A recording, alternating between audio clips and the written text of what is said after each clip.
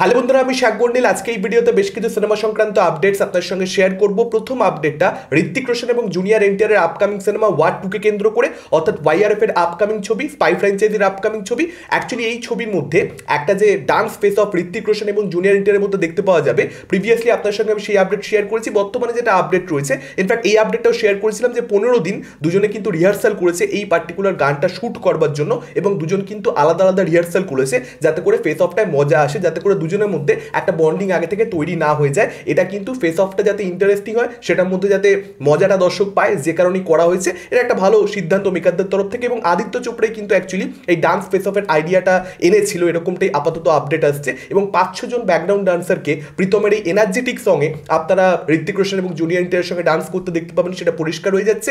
বোঝাই যাচ্ছে যে একটা বড় স্কেলে গানটাকে শুট করা হচ্ছে, এবং টাইট সিকিউরিটি থাকবে শুটিং এর সময় যাতে করে কোনো ধরনের লিকেজ না হয়ে যায়, এটাও কিন্তু বলা হচ্ছে। আর এটা কিন্তু অ্যাকচুয়ালি ওয়ার 2 এর মোটামুটি শুটিং এর শেষ ভাগে পৌঁছে গেছে। এই গানটা শুট হবে, আর কিছু সামান্য দৃশ্য বাকি রয়েছে, তারপর কিন্তু র্যাপ আপ হয়ে যাবে ওয়ার 2। এই বছরই মুক্তি পাচ্ছে স্বাধীনতা দিবসের উইকেন্ডে, আপনারা সকলেই জানেন। তো পোস্ট প্রোডাকশনের কাজে অবশ্যই সময় লাগবে, যে কারণে মেকাররা বেশ অনেকটাই আগে কিন্তু টাইম মতো এখানে আমি বলবো শুটিং এর কাজ শেষ করছে। এবার দেখা যাক ছবিটা কিরকম হয়। এর পরবর্তী আপডেটটা অ্যাটলি 6 কে কেন্দ্র করে, অর্থাৎ রিইনকার্নেশন ড্রামা। আপনারা সকলেই জানেন এই পিরিয়ড ছবির মধ্যে সালমান খানকে আপনারা দেখতে পাওয়ার কথা ছিল, সেরকমটা আপডেট ছিল। কয়েকদিন আগে আমি একটা আপডেট শেয়ার করেছিলাম, যে সোর্স থেকে আপডেটটা এসেছিল যে অ্যাকচুয়ালি সালমান খান নয়, আল্লু অর্জুন রিপ্লেস করে দিয়েছে এই ছবিতে সালমান খানকে। আল্লু অর্জুনকে কোথাও একটা সান পিকচার এখানে ব্যাক করছে, অর্থাৎ যারা প্রোডাকশন হোক, যারা এই ছবিটা আফটার প্রডিউস করবে, তারা সালমান খানের উপরে রিলাই করতে পারছে না। এখন যেটা জানতে পারা যাচ্ছে সেগুলো আসলে কারণ নয়, সালমান খানের উপর রিলাই করতে পারছে না তাই জন্য আল্লু অর্জুন, সেরকম ব্যাপার নয়। আল্লু অর্জুনের সঙ্গে অ্যাটলি যে ছবিটা করছে সেটা অন্য একটা ছবি, সেটা এই 2 হিরো ফিল্মটা নয়, এই রিইনকার্নেশন ড্রামাটা নয়। বরং সালমান খানের ছবিটা হচ্ছে না, তার কারণ সাউথের কোনো বড় সুপারস্টারকে কাস্ট করা যাচ্ছে না। রজনীকান্তের এখন সময় নেই, পরপর অনেকগুলো ছবির কাজ নিয়ে সে ব্যস্ত। কুলি রয়েছে, জেলার 2 রয়েছে, তারপর অন্য একটা ছবি শুটিং সে করবে, তার পরবর্তীতে রজনীকান্তের শিডিউল ফাঁকা হবে। তো রজনীকান্তের শিডিউলিং ইস্যুদের জন্য কিন্তু এই প্রবলেমটা হয়েছে। আর কামাল হাসান কিন্তু এই ছবিতে কাজ করতে চাইছে না, তার কারণ সালমান খানের বাবা সে প্লে করতে চাইছে না। তো এই আপডেটটা থেকে এটা পরিষ্কার হয়ে যাচ্ছে অ্যাটলি যে 2 হিরো ফিল্মটা সালমান খানের সঙ্গে বানাতে চাইছে, সেখানে কিন্তু সালমান খানের যে ক্যারেক্টার থাকবে, তার বাবার ক্যারেক্টারে আমরা কোনো সাউথ ইন্ডিয়ান সুপারস্টারকে দেখতে পেতে পারি, যদি এই ছবিটা কোনো না কোনো দিন আদৌ হয়তো। মানে আল্লু অর্জুন কিন্তু যে ছবিটা করছে অ্যাটলির সঙ্গে, সেটা সালমান খানের 2 হিরো ফিল্মটা নয়। আপাতত আজকে সেরকমটা আপডেট, আবার পরবর্তীতে আপডেট চেঞ্জ হতে পারে।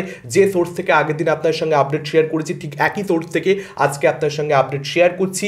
যখন বড় বড় ছবি হয়, এরকম বড় কাস্টিং, অসাধারণ কাস্টিং, বড় ডিরেক্টর, বড় বাজেট, তখন সেটাকে কেন্দ্র করে নানান আপডেট নানান সময় আসতে থাকে। কারণ মেকাররাও একটার পর একটা আর কি আইডিয়া ক্র্যাক করবার চেষ্টা করে, যে এরকমভাবে করতে পারি কিনা, সেরকমভাবে করতে পারি কিনা, সেগুলোই খবর আসে, সেগুলোই রিপোর্ট করা হয়।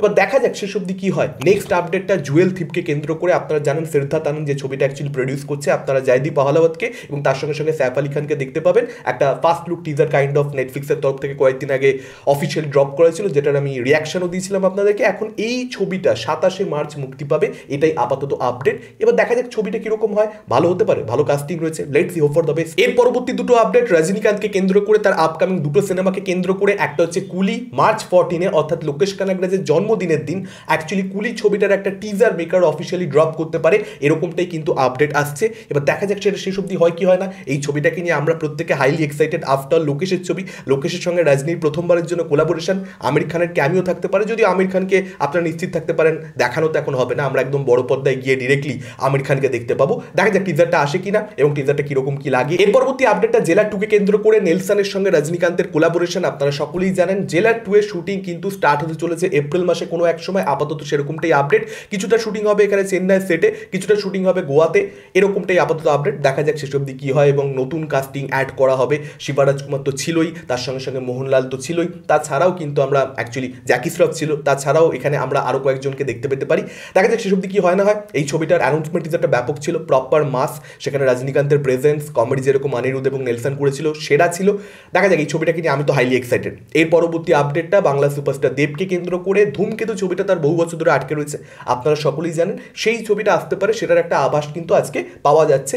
রানা সরকার একটা সোশ্যাল মিডিয়াতে ছবি পোস্ট করেছেন, যেটা দেবও কিন্তু সোশ্যাল মিডিয়াতে পোস্ট করেছেন। শুধুমাত্র রানা সরকার যদি ছবিটা পোস্ট করতেন সোশ্যাল মিডিয়াতে, তাহলে সেটাকে নিয়ে আমি খুব বেশি এক্সাইটেড হতাম না। কিন্তু কোথাও একটা মনে হচ্ছে যে হ্যাঁ, ধূমকেতু ছবিটা কিন্তু আসতে পারে, একটা সম্ভাবনা দেখতে পাওয়া যাচ্ছে। যদিও দেব কিন্তু নিজে ধূমকেতুর কথা কোথাও মেনশন করেনি, তবে রানা সরকারের সঙ্গে তার কোলাবোরেশন যে আবার হতে চলেছে, সেটা কিন্তু কোথাও একটা তার ক্যাপশনে পরিষ্কার হয়ে গেছে, this time hope for the best. তো কোথাও একটা মনে হচ্ছে কোলাবোরেশনটা হবে। এবার সেটা ধূমকেতুর জন্য, ধূমকেতু রিলিজকে কেন্দ্র করে এই পোস্ট শেয়ার করা, নাকি নতুন কোনো ছবির জন্য সেটা পরিষ্কার নয়। যদিও রানা সরকার কিন্তু ক্যাপশনে ধূমকেতুকে রেখেছেন, শুভশ্রী গাঙ্গুলির কথা কিন্তু তিনি মেনশন করেছেন। এবার দেখা যাক যে শেষ অবধি সেটা হয় কি হয় না, ধূমকেতু রিলিজ নাকি নতুন কোনো ছবি। নতুন ছবিও কিন্তু হতে পারে, বা এরকমটা হতে পারে যে দুর্গাপুজো আপনারা সকলেই জানেন, তার আগে তো দেবের ছবি নেই, 2025 পুজোতে আসবে রঘু ডাকাত, তো ধূমকেতু ছবিটাকে হয়তো কোথাও একটা তার আগে রিলিজ করে দেওয়া হলো। এখনো তো অনেকটা সময় বাকি রয়েছে দুর্গাপুজো আসতে, এখনো 7 মাস, অনেক অনেক দেরি। তার মাঝখানে ধূমকেতুকে একটা প্রপার রিলিজ ডেট দেখে রিলিজ কিন্তু করা হতে পারে, এবং এই ছবিটা দেখবার জন্য দেব ভক্তরা অনেক দিন ধরে অপেক্ষা করছে। দেবের পারফরমেন্স খুব ভালো হতে পারে আফটার কৌশিক গাঙ্গুলির ছবি। কৌশিক গাঙ্গুলির ছবি মানে দেবের সঙ্গে সঙ্গে ডেফিনেটলি সেটা একটা বাজ ক্রিয়েট করবে। যদিও হ্যাঁ অনেকটা পুরনো ছবি, কিন্তু তারপরেও ধূমকেতু কিন্তু অডিয়েন্সের মধ্যে ডেফিনেটলি এখনো নামটা কিন্তু জীবিত রয়েছে, জ্যান্ত রয়েছে। দেখা যাক শেষ অব্দি কি হয়। Too early two comment. আমি বিভিন্ন নামী পত্রিকার আর্টিকেলও পড়লাম এটাকে কেন্দ্র করে।